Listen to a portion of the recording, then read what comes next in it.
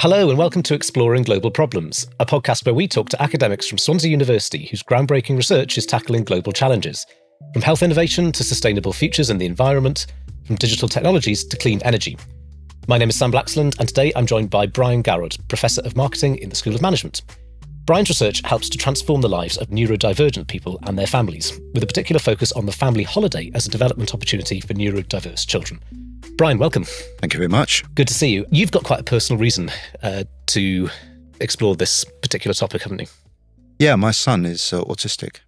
He's now actually studying here at Swansea University, so I better not give away too many details because I think he'd be quite self-conscious. Okay. And so I've grown up, he's grown up with us in the family, and there have been various times when his autism has been an absolute delight for us, and we've just been so proud of him.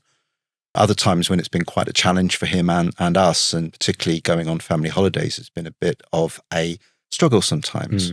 In what way, if you don't mind me asking? Well, I think that it's that the tourism industry basically isn't set up for neurodivergent people. By that, I mean people who have autism, ADHD, dyspraxia, and Tourette syndrome are the four big ones. And it's just not set up very well for them. It doesn't understand them. It doesn't anticipate their needs very well. And when things go wrong, as they inevitably will, it can be a bit messy, shall we say, trying to sort things out and trying to get things back on the rails again. And obviously I wouldn't want you to talk about specific things about your son per se, but just thinking in general, what could go wrong or what has the potential to go wrong? I hear so many stories of these when I'm interviewing my people who I'm doing the research with. So it can range from some people's children, autistic, they don't really like standing in queues for very long. They have this social communication issue that means that they don't really get what it is to be patient or to wait their turn. And it's really difficult for them to have the willpower to stay in the queue and then eventually get to the front. And, some places they understand this and they will, particularly if you're wearing a sunflower lanyard, they may allow you to skip the queue. Then, of course, you get the dirty looks from everybody else as why does he get to skip the queue and why doesn't my child get to skip the queue? And perhaps they don't, particularly if the child isn't wearing a lanyard, they don't see it because neurodivergence is a hidden thing. Sure. Yeah, I can imagine how difficult that would be in so many different ways. Just on definitions for a second, you have done this to an extent, but when we talk about neurodiversity, in a nutshell, what do we mean? Neurodiversity is a condition that is a population-wide definition. Like biodiversity, in a sense, is that any ecosystem has a wide variety of species in it and a wide variety of habitats. Neurodiversity means that as a human population, we have a wide range of brain functioning and cognitive differences. Some people are considered to be neurotypical, such as myself, which means that I'm within the range that most people are. Other people are at the edges of that range. They have what they call spiky profiles, meaning that the things that autism and ADHD affect can be different. Quite extensively different to the neurotypical population. So we have autism, which includes Asperger's. Asperger's is now considered to be just one expression of autism. We have ADHD, we have dyspraxia, and we have Tourette's. And as I say, those are what I consider to be the big four. Also considered to be neurodivergent conditions are dyscalculia and dyslexia, which of course we know a lot more about. And I suspect, I might be wrong, that we throw some of these definitions and terms around loosely and probably use them poorly in general day-to-day discussions. I'm thinking particularly about people talking about the autism spectrum and saying that everyone is on the autism spectrum to some extent. I assume that that's probably wrong. That is wrong, unfortunately. It's right in a way, but it's not right in a helpful way. It's right that everybody has neurocognitive abilities, and that they are in different amounts for each of us. So everybody does have that characteristic, but it's not true that everybody's a little bit autistic. So this concept of a spectrum, not particularly useful? Not very helpful, no. Where's it come from in the first place? Why do we use it? comes from a history of not understanding autism, really. And there have been a number of different ways of trying to understand it going back several hundred years now. Originally, it was thought to be cold mother syndrome or unempathetic mother. So if your mother wasn't being loving enough towards you, then that could cause autism. Right. Later on, it was considered, it was looked at as being part of a spectrum where we'd have people who were mildly autistic and people who were very autistic. But that's really to misunderstand the condition. And it's also part of the problem is there's a lot of masking goes on, particularly from girls who have it, because they're better at masking. Right. So this is why it appeared to be a condition that was mainly found in boys and not in girls. In fact, we don't know the incidence in girls and boys, but we suspect it's probably the same. I say girls and boys because it's a developmental condition that is with you from birth, and eventually will become apparent, usually at school or preschool or early school years. Yeah. And it's idiopathic, meaning that there is no currently accepted understanding of why it's there, other than that it's part of a natural diversity of human life. Yes, and I'm got to be very careful, obviously, with terminology as well, but it does manifest in different ways, does it not? Because you can have people who are very, very high functioning autistic, and then maybe people who do need more care, perhaps. I mean, which I assume is where this concept, at least, of a spectrum comes from. Yeah, that's right. But I tend to look at them in terms of spiky profiles. Sure. So the people who may need more care have got a lower profile in certain areas. And then we also, at the other end of the scale, we sometimes think that autistic people are sometimes described as superhumans in some ways because they have superhuman abilities, a bit like Rain Man in the film Dustin Hoffman. And of course, that, again, isn't true of most people with a neurodivergent condition. Sure. But some people do have a very high spike in some areas. It may be ability to use maths, or it might be memory, for example, in the case of the Dustin Hoffman type character. So is our understanding of it societally pretty bad then? It is. And part of the problem is that it's a hidden condition. Yeah. You can't tell just by looking at somebody. It does take a huge variety of forms as well because of the diversity. Neurodivergence is neurodiverse. It has to be because that's the nature of neurodiversity. So we see lots of different expressions of it, and they often cross over. So somebody who has autism may well also have elements of ADHD. If you have neurodiversity, you may often have other mental health conditions as well, things like anxiety and depression. And that's probably not surprising given that the way society treats autistic people, they don't often get a very good ride. They're not very well understood. Sure. So it's not surprising then perhaps that we see these coincident conditions coming in mental health terms of depression, anxiety, and so on, which is really a bit of an indictment on society. These things can be coterminous, I guess. Yeah. Yeah. I think you have said that this is a social justice and a civil rights issue. Yeah. Which relates to what you were just saying, I suppose. That's right.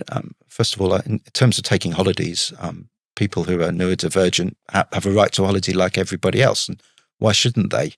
I must confess it caught me out once a long while ago in my hometown of Aberystwyth.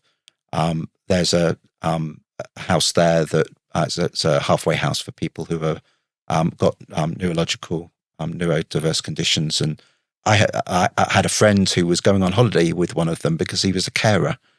And they were going to Romania to see the vampires. And I thought, what a great holiday. Great, I'd like to go on that. But I was thinking, why does he need a holiday? And it really made me challenge myself and think, well, actually, he probably does need a holiday. He does need to get away from things. He does need to take his carer with him. And why shouldn't he? Why shouldn't he have a holiday? It's a great developmental opportunity for him. He's obviously a big vampire fan. He wanted to go into Transylvania and see the vampires and the Dracula castle. So there's that, but there's also, I'm moving on to that really, it's a massive developmental opportunity for people who don't get them. They're trapped at home very often or in a very, because of the nature of their condition, they have a preference for very regulated lives and routines. And getting out of that routine can be a stretching thing for them and can be really good for them. So that's a second reason. a third reason is we're committed in Wales to the Future Generations Act, and that's all about sustainability. And sustainability isn't just about looking out at the well-being of future generations, it's also today's generation and what does equality look like there. So I think there was a large number of reasons why people with neurodivergent conditions have been getting a bad deal, but they deserve the same deal as everybody else.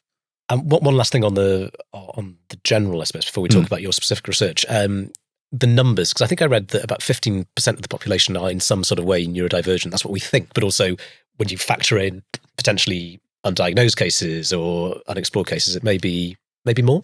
It may be more. We just don't know. The figures vary greatly. 15% is a figure I've seen as well. I suspect that includes those with dyslexia, dyscalculia. And I forgot to say dysgraphia earlier as well. I know all the other ones. Which is which is writing. So we have the reading, the writing, and the arithmetic. Oh, gosh. So dysgraphia as well. And that's very rarely diagnosed as I understand it. But certainly within that 15%, we'd have a high proportion of those would be dyslexic or dyscalculic. In terms of autism, for example, it's between 0.5% and 1.5% of the world's population are diagnosed autistic. But as you say, diagnosis is very difficult.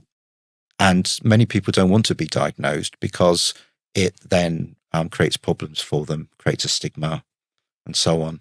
So many people only get diagnosed when it really is in their interests, for example, at school, to be able to get some special learning needs assistance at school. Your research then, and the specifics, family holidays. Yeah. How do you go about researching that? Two ways.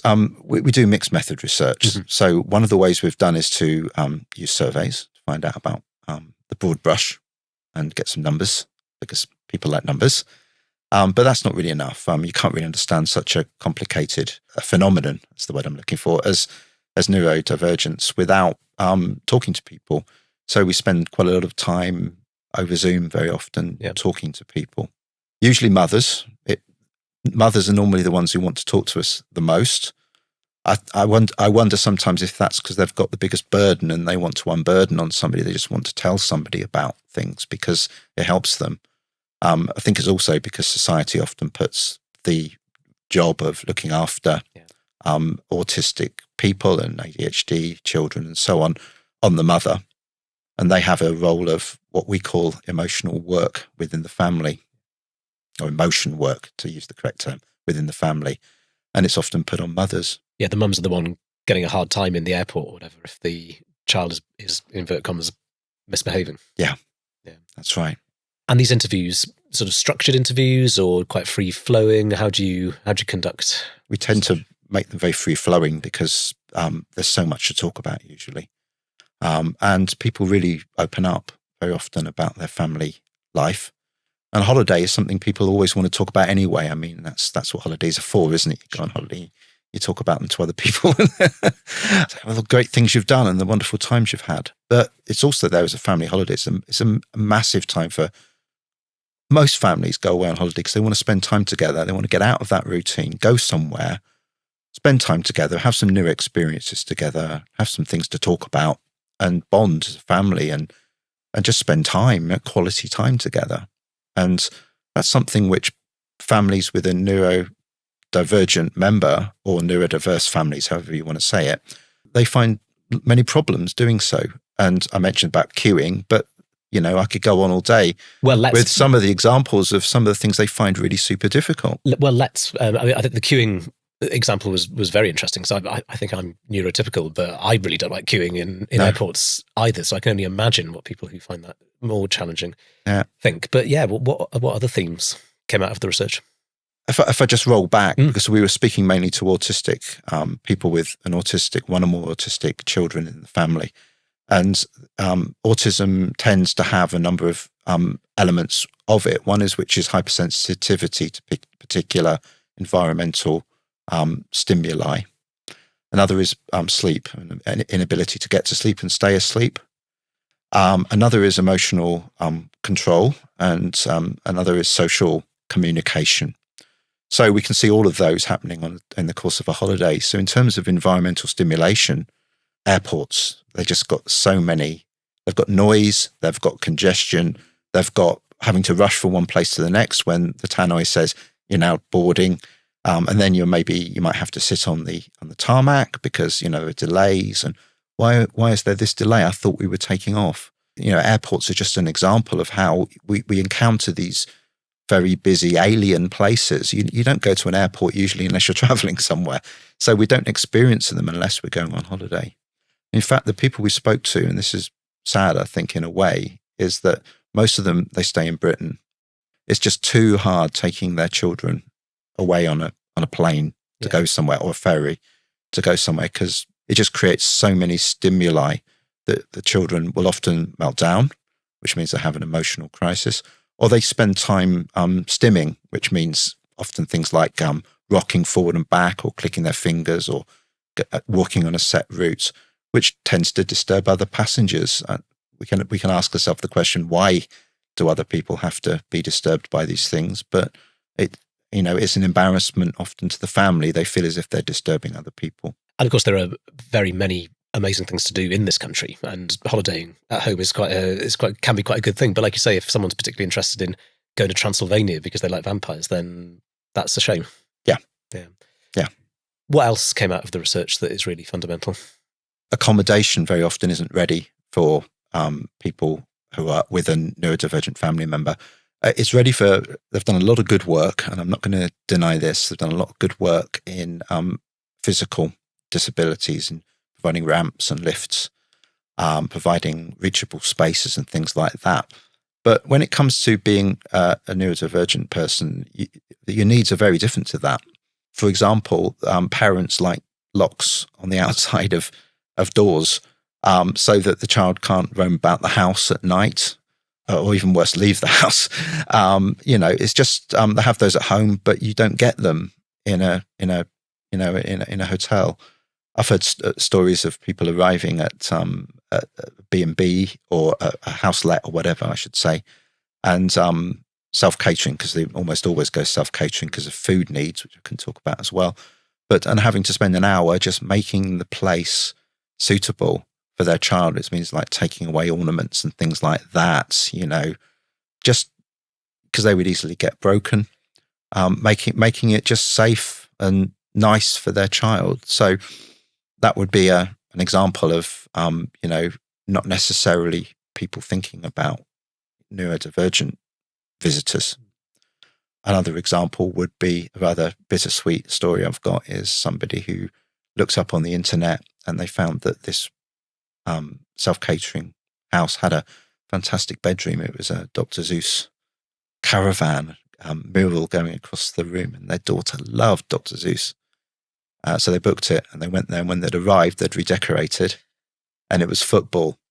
And of course, this might be just a minor thing for most people, but for this particular child, it was been really built up. It was part of why she was putting up with all the stress about going on holiday, is that she didn't really, had lots of reasons why she didn't want to go on holiday. And, I can't cope. I won't be able to sleep, and I won't be able to do this.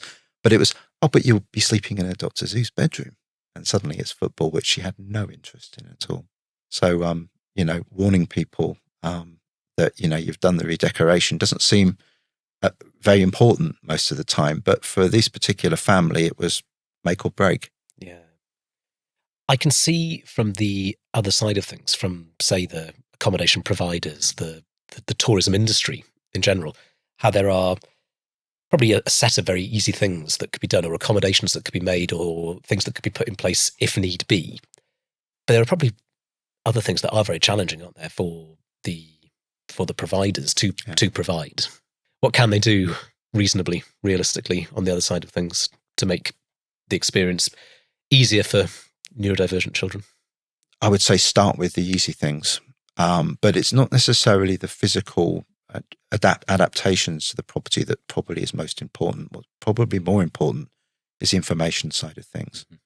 So we talk about informational barriers to accessible tourism, and this would be something I'd like to see more places bring neurodiversity into their thinking, because if you let people know what they're going to get and provide it for them, then they can choose, is this the right place for us? No, I'll choose somewhere else. So Sure. it doesn't really matter what equipment you've got or what your bedrooms are like. If you just let people know and you meet that promise, then that's a big step. So you don't need all the equipment, as it were. No. In time, maybe you could work towards weighted blankets. As I said, a lot of neurodivergent children have a problem getting to sleep, and they find that a weighted blanket's a really nice thing to have. But obviously, if you were traveling somewhere on a plane, that's a lot of baggage. These things are really heavy. And even in the back of a car, it takes up a lot of space. Blackout blinds would be another example. That's on the far end of the scale, I guess, where things that, are a bit of an investment for them to make. But there's easy things as well. Sure. Would people who had to make these investments say, this is a huge thing to do and a lot of maybe money they don't have to accommodate what is a relatively small group of people? I assume that's what they would say. They would say that. And I would say there are lots of small things you can do that don't cost anything. Start with those. Don't use, it would cost a lot of money for blackout blinds to be a reason for not doing the little things first.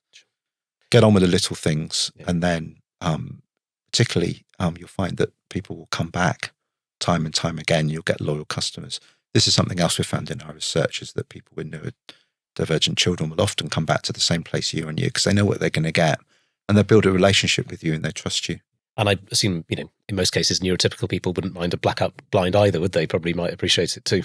Exactly. Yeah. And this is one of my arguments I make, is that when you're making adaptations for people with disabilities or neurodivergent conditions, you're actually doing it for everybody. My mum now is in her 80s, and I hope she doesn't mind me saying this because I'm sure she'll be listening to this. Hello, Mum. What's her name? Florence. Hello, Florence. Yes. And she'll be, she's unsteady on her feet now, and she finds handrails and things like that really helpful, actually. So if you're putting them in for people with disabilities, you're also putting them in for your mum as well. So we need to think about this as being not a minority group, but actually we're doing it for everybody. Are there particularly good examples of providers who have a good track record in doing this, or is it just sometimes individual, Airbnb hosts or whatever? It will tend to be individual ones. Yeah. And very often it's because they've got their own children who have got a condition. Is there a way of letting people know that? Is there some sort of symbol? I mean, I'm just thinking about, we talked about sunflower lanyards earlier, or you can have the little thing we have here in Wales, which subtly tells people you speak Welsh. It's the kind of the symbol you can wear. Is there something on an Airbnb website that says this is a property that is particularly good for neurodivergent people? I've not seen one. I know that there's a lot of these schemes are starting up, and Airbnb would be a coup if we could get Airbnb to adopt this. Just something tiny that people could recognise if they're looking for it. That's right. Yeah. Yeah. You mentioned food a minute ago. What sort of challenges does food pose? Because of sensitivities, it's the taste, but also the texture of food and the smell can sometimes be off-putting for neurodivergent children. Sometimes they will eat only a very small range of food, actually. I was speaking to a mother recently whose child literally only ate 8 different kinds of food. So, it's about having to organise it. So this lady, she went into the restaurant where they were going to eat in the evening. She went there early to warn them, my son's coming. He wants pasta with tomato sauce. Yeah. That's it. Nothing else.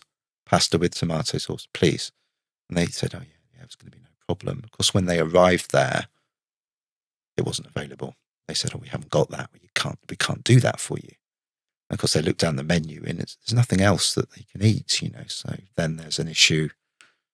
What does a child eat? He begins to get stressed, begin to have a bit of a meltdown. And the mum then has to run off down to the supermarket, get him some ham sandwiches. This isn't what makes a nice stress-free evening out for a family. I didn't press her to find out why the restaurant didn't provide, basic pasta with a tomato sauce, but menus aren't really often designed for people with very limited food possibilities. This sounds like the kind of work that you would or could collaborate on with lots of different organisations and partners. Do you do so? Yeah, the family funds are very helpful to us. They've been helping us to find people to speak to. They are a fund which helps children who have some kind of disadvantage, often disability. And neurodivergence is one of the groups they will help as well. It might be to buy them something. It could be to buy them something like a bike or something, a bit of equipment, or to go on holiday. And they have a deal with a well-known holiday camp, Butlins. So does it begin with B? It begins with B, yeah. It's Butlins. And so they can, the family can go on what might be their only chance of going away on a holiday, together go to Butlins. Even so, with holiday camps, there are issues around that. For example, having to upgrade in order to get a fridge, as an example. And I'm not pinning this one on Butlins. I'm saying it's generally a problem with accommodation.